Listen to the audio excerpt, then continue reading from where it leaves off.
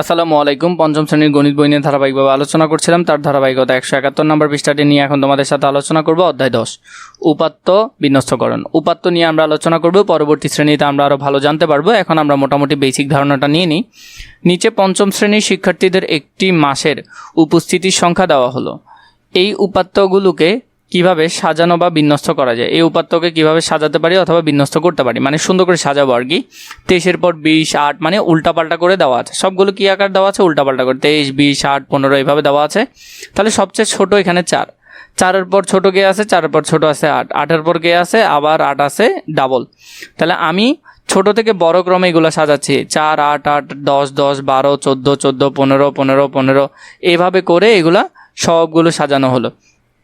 এখন খেয়াল করো, আমি উপাত্তগুলোকে সংখ্যা রেখার বিন্দু বসিয়ে বিন্যস্ত করি। মানে আমি একটা সংখ্যা রেখা বসালাম 4-এ। 4 কয়টা ছিল? 4 মাত্র একটা ছিল, তাই 4-এর উপর একটা বিন্দু দিলাম। 8 ছিল 2টা বিন্দু দিলাম। 10 ছিল 2টা বিন্দু দিলাম।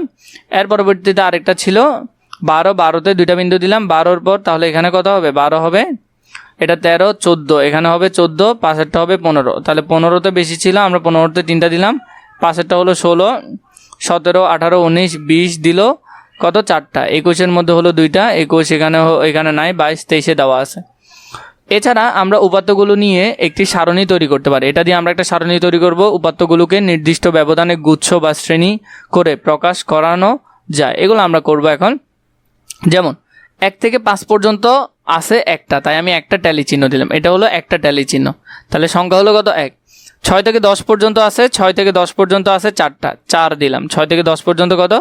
6 থেকে 10 পর্যন্ত হলো এখানের মধ্যে 10 পর্যন্ত 4টা, এখানে 2টা, এখানে 2টা, মোট 4টা। তাহলে ট্যালি সংখ্যা হবে 4টা। 11 থেকে 15 পর্যন্ত আছে, দেখো ট্যালি সংখ্যা হলো 1, 2, 3, 4। 5 নাম্বারটা আড়াআড়িভাবে দিতে হয়, ঠিক আছে? আড়াআড়িভাবে দিবে, 1, 2, 3, 4 এইভাবে আড়াআড়িভাবে কেটে দিবে। এটা হবে ট্যালিটা, ঠিক আছে? এভাবে করলে তাহলে এখানে 5টা, এদিকে একটা, মোট 6টা।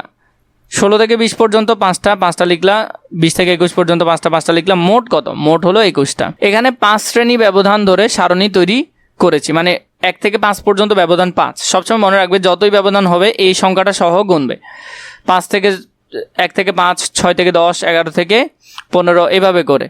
তাহলে শ্রেণী ব্যবধান, ট্যালি চিহ্ন, সংখ্যা, এটা আমরা যদি করি তাহলে এখানে আমাদেরকে সেম বিষয়টা আবার করতে বলছে। এখানে শ্রেণী ব্যবধান আমরা 10 ধরবো। কত করে ধরবো? 10 করে ধরবো। তাহলে এটা দিয়ে আমরা যদি সারণীটা তৈরি করি তাহলে হলো 1 থেকে 10, এখানে হলো 11 থেকে 20, 21 থেকে 30। ট্যালি চিহ্ন লিখতেছি 1 থেকে 10 পর্যন্ত। যদি আমরা ট্যালি চিহ্ন লিখি, দেখো আগে কত ছিল? 1 থেকে 5, তার মানে এখান পর্যন্ত। তো এদিকে ছিল 4টা, এখানে একটা, মোট 5টা। তাহলে এই 2 ঘর মিলে 1 থেকে 10 পর্যন্ত এই 2 ঘর, তাহলে হলো 5টা। 1, 2, 3, 4, এদিকে একটা, মোট 5টা। তাহলে সংখ্যা হলো কত? 5। এরপরে 11 থেকে 20 পর্যন্ত হলো এখানে এই 2 ঘর। তাহলে এদিকে হলো 6টা, এদিকে হলো 5টা। 6 আর 5-এ কয়টা? 11টা। তাহলে হলো 1, 2, 3, 4, এদিকে একটা, 5টা, 6, 7, 8, 9, 10, মোট এদিকে একটা, মোট 11টা। তাহলে এখানে হবে কত? এখানে হবে 11। পরেরটাতে যদি দেখো, পরেরটা হলো যে কত?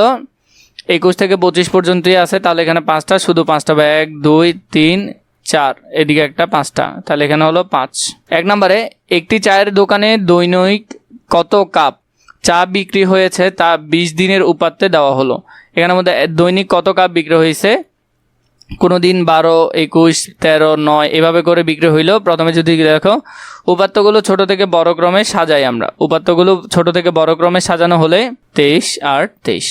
তো এভাবে করে তোমরা যদি সবগুলো লিখে ফেলো, এখানের মধ্যে সুন্দর করে সাজাতে পারবে। 9, 9, 11, 12, 12, 13, 14, 15, 15, 20, 21, 21, 21, 21, 4টা, 22, 23 এভাবে করে সাজাবে। বললো শ্রেণী ব্যবধান 5 ধরে সারণী তৈরি করবো। আমরা শ্রেণী ব্যবধান 5 ধরবো। তাহলে প্রথম থেকে আমরা ধরি, এখানে সবচেয়ে কম হলো 9। তাহলে 6 থেকে 10 পর্যন্ত ধরা যায়, 6 থেকে 10। এরপর 11 থেকে 15, 15 থেকে 16 থেকে কত? 20, 21 থেকে 25, 26 থেকে 30। তো এগুলো আমাদের জন্য হবে। এরপর ট্যালি বসাবো আমরা 6 থেকে 10 পর্যন্ত। 6 থেকে 10 পর্যন্ত শুধু 9 আর 9 দুইটা আছে, তাহলে এখানে ট্যালি বসবে কয়টা? 2টা। তাহলে সংখ্যা হবে কত? 2। এরপরে 11 থেকে 15, 11 থেকে 15-এর মধ্যে একটা, দুইটা, তিনটা, চারটা, পাঁচটা, ছয়টা, সাতটা, তাহলে এখানে হবে 7, 1, 2, 3, 4, এদিকে একটা 5, 6, 7, তাহলে এখানে হলো 7। এরপরে 16 থেকে 20 পর্যন্ত, 16 থেকে 20 পর্যন্ত যদি দেখি একটাই আছে 16 থেকে 20 পর্যন্ত, তাহলে টালি হবে একটা, এখানেও হবে 1। এরপরে 21 থেকে 26, 1, 2, 3, 4, 5, 6, 7, 8, 9, 10টা, তাহলে এখানে হলো কত? 10টা। 1, 2, 3, 4, 5, 6, 7, 8, 9, 10, তাহলে এখানে হলো বরাবর 10টা। পরেরটাতে নাই, তাহলে এখানে কিছুই নাই, তাহলে এখানেও 0। মোট যদি যোগ করি আমরা কত হয়? মোট হলো 20। মোট হলো কয়টা উপাত্ত? 20টা উপাত্ত। তাহলে এইভাবে করে দেখবে, এখানের মধ্যে তোমরা এগুলো পারবে করতে। পরবর্তীতে 1 নম্বরে যেটা দিয়েছে, একটি বিদ্যালয়ে 30 জন শিক্ষার্থীর ওজন নিচে দেওয়া হলো। ওজনগুলো কেজিতে দেওয়া আছে। আমাদেরকে প্রথমে বলল উপাত্তসমূহকে ক্রমান্বয়ে সাজাতে হবে। এরপর 2 নম্বরে আমাদেরকে কিছু কাজ দিয়েছে, শ্রেণী ব্যবধান 10 ধরে একটি সারণী তৈরি করতে হবে। নিচের প্রশ্নগুলোর উত্তর খুঁজে বের করি। 1 নম্বর, কোন শ্রেণী ব্যবধান সবচেয়ে বেশি শিক্ষার্থী রয়েছে সেটা আমাদেরকে বের করতে হবে। কোন শ্রেণী ব্যবধানে সবচেয়ে কম শিক্ষার্থী রয়েছে সেটাও বের করতে হবে। তাহলে এখানের মধ্যে আমরা যদি সুন্দর করে সাজালে তাহলে কি হবে?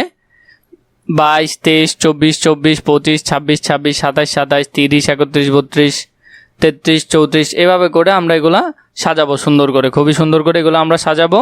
এখান থেকে তোমরা সাজানোগুলো দেখাই নিজেরা খাতার মধ্যে করে নিতে পারবে। 2 নম্বরে বললো 10 শ্রেণী ব্যবধান ধরে আমরা সারণী বের করবো আগে। তাহলে আমরা শ্রেণী নিলাম 10 শ্রেণী ব্যবধান, তাহলে 21 থেকে 30, 31 থেকে 40, 41 থেকে 50। টালি প্রথমটাতে হলো 10টা, 10 লিখলাম গণসংখ্যার মধ্যে। এরপরটাতে হলো 12টা, 12টা লিখলাম আমরা এখানে। এরপরটাতে হলো 8টা, 8টা লিখলাম। মোট হলো কত? 30টা। পরবর্তী প্রশ্নে বলছে কোন শ্রেণী ব্যবধানে সবচেয়ে বেশি শিক্ষার্থী রয়েছে। কোন শ্রেণী ব্যবধানে আমরা যদি এটা দেখি, সবচেয়ে বেশি রয়েছে 31 থেকে 40 ব্যবধানের মধ্যে সবচেয়ে বেশি আছে। পরবর্তীতে বললো কোন শ্রেণী ব্যবধানে সবচেয়ে কম শিক্ষার্থী আছে। সবচেয়ে কম আছে 41 থেকে 50-এ। তাহলে এইভাবে করে তোমরা উত্তরগুলো খুবই সুন্দর করে গুছালো আকারে লিখে ফেলতে পারবে।